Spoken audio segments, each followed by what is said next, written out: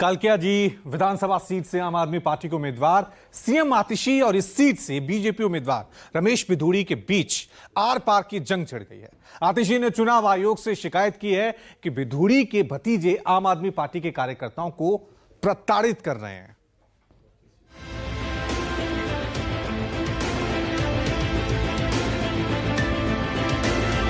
Bharatiya Janata party के कार्यकर्ता और कई लोग जो कहते हैं हम रमेश बिधूड़ी जी के भतीजे हैं, आम आदमी पार्टी कार्यकर्ताओं को डरा रहे हैं, धमका रहे हैं, उनका कॉलर पकड़ रहे हैं, उनका पार्टी का प्रचार का सामान लेके छीन रहे हैं, जला रहे हैं कि रमेश बिधूड़ी जी पर, उनके कार्यकर्ताओं पर, उनके भतीजों पर एफआईआर दर्ज की जाए और सख्त से सख्त कार्रवाई करी जाए। रमेश बिधूड़ी पर गुंडागर्दी के इल्जामों के तुरंत बाद दिल्ली के मुख्यमंत्री आतिशी ने चुनाव अधिकारी को चिट्ठी लिख दी।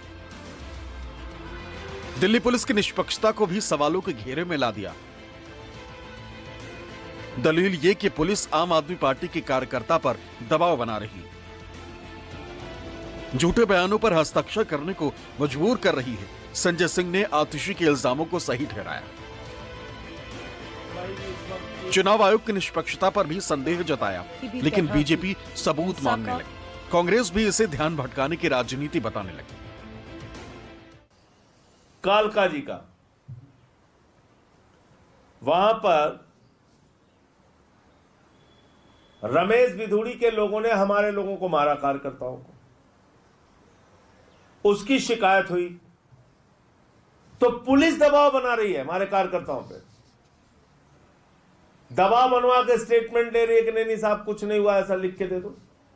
तो इससे कहीं ना कहीं चुनाव आयोग की छवि पे भी बहुत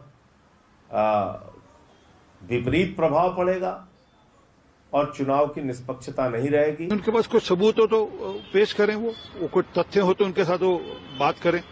निराधार आरोप लगाने को लाभ नहीं।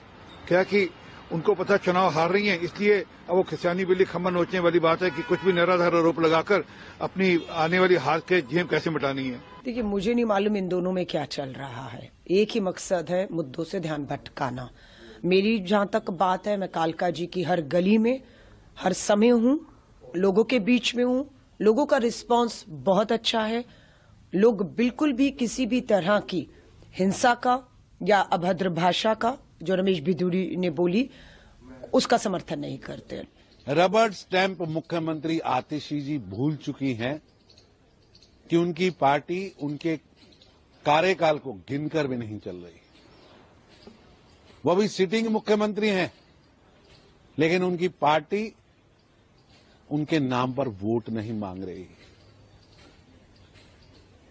पूरी तरह से फेल और भ्रष्टाचार में लिप्त आम आदमी पार्टी अपना अक्स खो बैठी और जनता अब समझ चुकी है। हमारे कार्यकर्ताओं के घर में रात में 10 बजे जाके पुलिस छापेमारी कर रही है। किस आधार पे? कि किसी ने कह दिया कि ये संदिग्ध लोग प्रचार कर रहे हैं। इसका कोई सिर पैर है?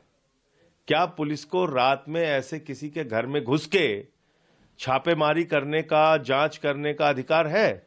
बिना नोटिस, बिना सम्मन के, बिना एफआईआर के? तो ये चल क्या रहा है चुनाव आयोग के नाक के नीचे?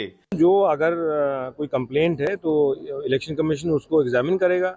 अगर पुलिस के पास कंप्लेंट गई है तो उसको इन्वेस्टिगेशन करेगी और उस पर कार्रवाई की जाएगी।